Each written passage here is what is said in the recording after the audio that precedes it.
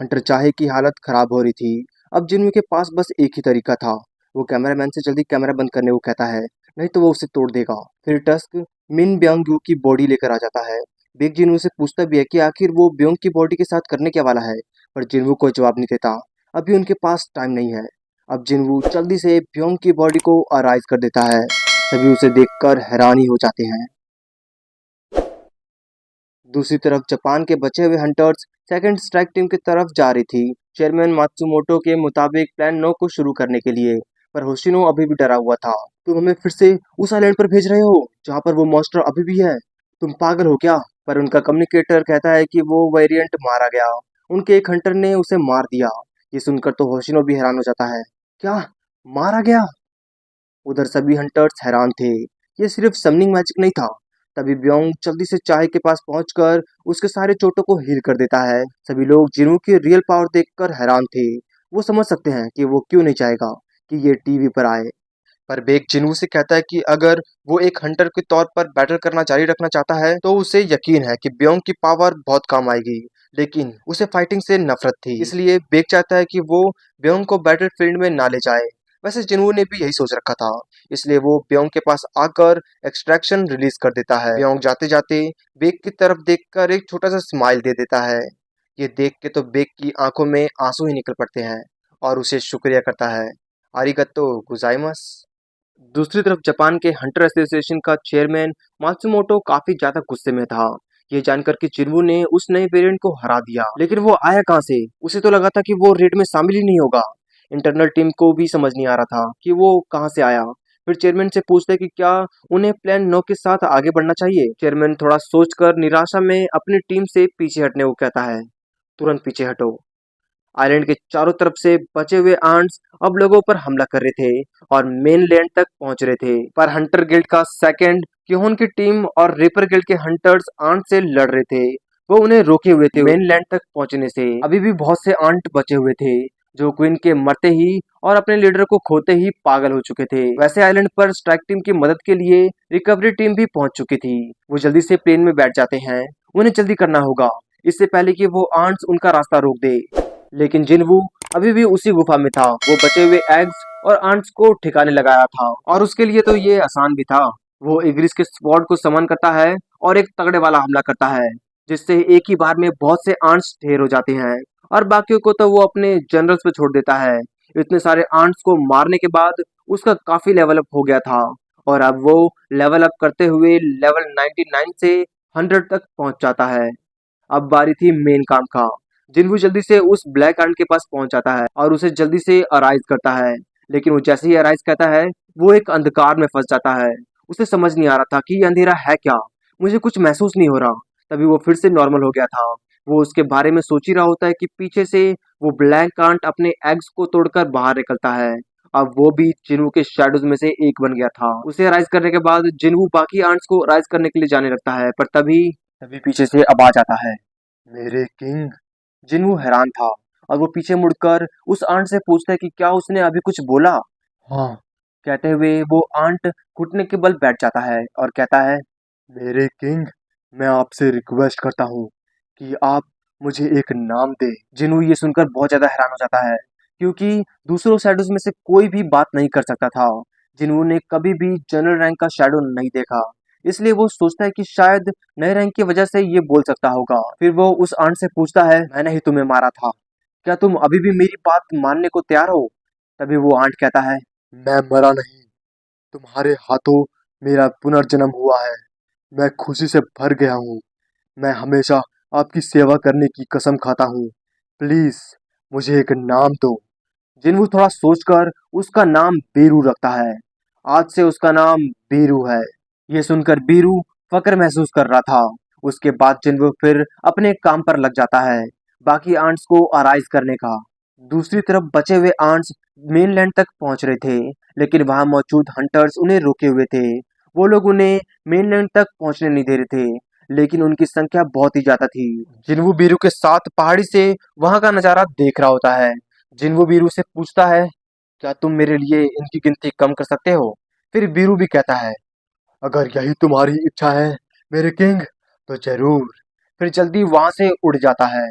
जमीन पर जिन्हों के पुरानी स्ट्राइक टीम में से सोंग ची-वुल और ली जॉन ही भी उन आंट से लड़ रहे थे, लेकिन लड़ते लड़ते मिस्टर सोंग का ध्यान भटक जाता है और इसका फायदा उठाकर एक आंट उसकी तरफ तेजी से बढ़ने लग जाता है उसे मारने के लिए। पर उसे कुछ होता नहीं क्योंकि बीरू आकर उस आंट को टुकड़े टुकड़े कर देता है। उन्हें समझ नहीं आता कि अभी हुआ क्या। बीरू एक एक करके सभी आंट्स के चिथड़े उड़ा रहा था, बाकी को तो वो बस एक ब्लू लाइन जैसा नजर आ रहा था। लेकिन जोन ही समझ गई थी कि उन्हें बचाने वाला और कोई नहीं, जिन्वू है। दूसरी तरफ स्ट्राइक टीम वहां से निकलने की कोशिश कर रही थी क्योंकि उन आंट्स की काफी संख्या ने उनके प्लेन पर हमला कर दिया था। एक हंटर अपने लालटेन के कवच से उस प्लेन को बचाए हुए था और जोंगिन और लिम भी ऊपर से उन आंट्स को हमला कर कर दूर रखे हुए थे। पर आंट्स की संख्या काफी ज्यादा थी और अब ज्यादा फोर्स के कारण उस लालटेन का मैजिक कवच भी टूट जाता है और सभी आंट्स उन पर तेजी से हमला कर देते हैं। सभी की उम्मीद टूट गई थी, लेकिन तभी एक तेजी से बिजली का हमला होता है और सभी आंट्स ढेर हो जाते हैं। वो लोग पीछे मुड़कर देखते हैं तो वहां पर काइसल पर बैठा जिन्वू होता है, जिसने उन्हें एक बार फिर बचा लिया था। युद्ध खत्म हो चुका था और सभी आंट्स को मेनलैंड तक पहुंचने से रोक भी लिया गया था। सभी एस रैंक हंटर्स भी सुरक्षित बाहर आ गए थे और हंटर चाहे को हॉस्पिटल में भर्ती करा दिया गया था। और इस तरह फोर्थ जेजू आइलैंड रेड हमारी जीत के साथ खत्म हो गया। समुंदर में जापान की सेकंड टीम सुरक्षा पर तैनात थी। तभी बचे हुए आर्म्स उनकी तरफ आने लगते हैं, लेकिन उनके लिए तो सिर्फ एक ही हंटर काफी था। वैसे भी वो बैठे बैठे काफी बोर हो चुका था। वो हंटर उठता है और अपने तलवार से जोरदार हमला करता है।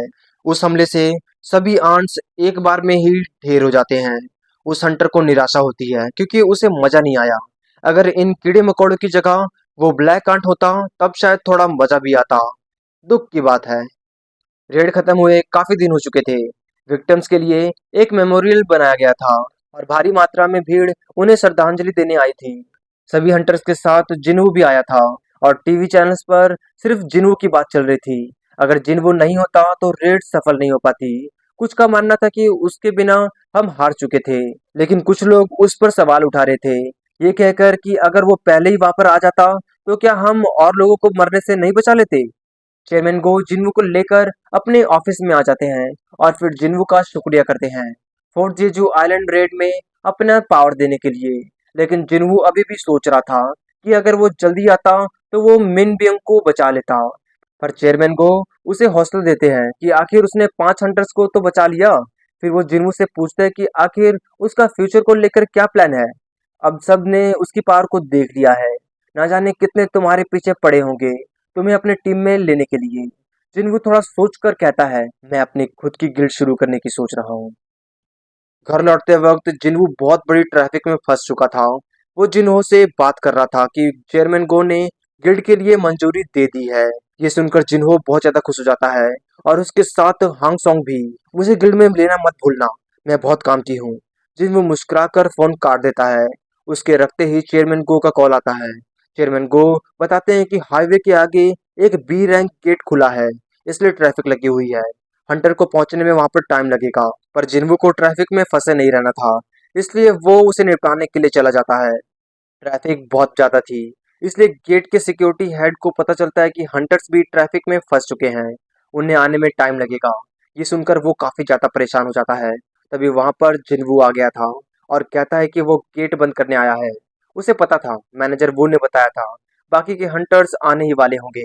पर जिन्वू कहता है कि वो अकेले ही जाएगा और इतना कहकर अंदर चला जाता है। उसके जाते ही एक बार फिर वो बी रैंक गेट एक रेड गेट में तब्दील हो जाता है। अंदर जिन्वू को भी पता चल चुका था, लेकिन हर बार उसके साथ ही क्यों होता है। एग्जिट बंद हो चुका था और पता नहीं ये जंगल और कितना गहरा होगा। तभी उसे चारों तरफ से बहुत से मॉन्स्टर घेर लेते हैं। उन्हें देखकर जिन्वू भी जल्दी से अपने सारे के सारे सोल्जर्स को समन कर लेता है। वो उन्हें जल्दी खत्म करना चाहता था। दूसरी तरफ चाहे बस जिन्वू के बारे में सोच रही थी। वो जोंगिन से कहती है, इस रेड में साबित हो गया कि मुझे अब भी काफी सीखना है। मैं कुछ नहीं कर पाई, मुझे बचाना पड़ा, लेकिन उसे नहीं। मुझे उसके बराबर आना है, मुझे उसके कंधे से कंधे मिलाकर खड़ा होना है और इसके लिए मुझे और ताकतवर होना होगा।